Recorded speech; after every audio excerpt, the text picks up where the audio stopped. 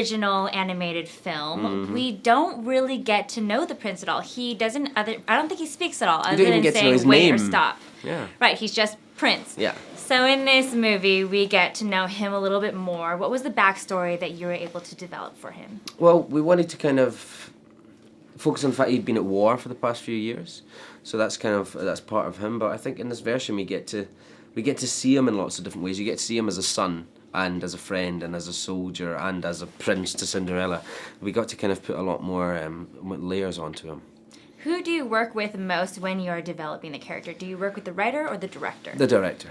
I think it changes job to job, but on this it was me and Kenneth Branagh kind of got together to try and work out who this man was. Mm-hmm. And we're all very familiar with the original Cinderella story. It's one of our favorite childhood fairy tales. I think it's so cool that we get to see what it would be like if it were real, and you actually got to experience it. I know, right? What was it even like on set for you every day? Like being in a fairy tale. I mean, because we didn't use lots of CGI, we built that ballroom set, which was huge, and there's 600 dancers in costumes and 2,000 lit candles in the scene. So when Cinderella appears at the top of the stairs, it's kind of no acting required. It does take your breath away. Mm-hmm. Are they long days? Yeah. Where you're sitting around and the girls are in their ball gowns and you're in your tights? No, there's less sitting around and more kind of working all day, actually, on this. Yeah, it's such a kind of... It was a really tight production, there's not a huge cast.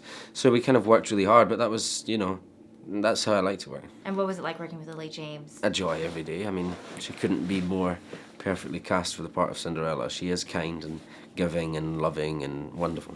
There's something about her that's so magical. I think she really captured the essence of the real Cinderella. Yeah, absolutely. The film's theme is derived from what Cinderella's mom says to Cinderella. It's her advice to her, and she says that you have to have courage and you have to be kind. What is the best piece of advice that your parents have given you? Best that my mum and dad gave me? I don't know. Work hard and be nice to people is a quote that I kind of found on a piece of art once, and that's always stuck with me. I think if you live by that, you should be all right. Is it hard to remember that when you're in an industry like this? No, I think it's easier to remember that.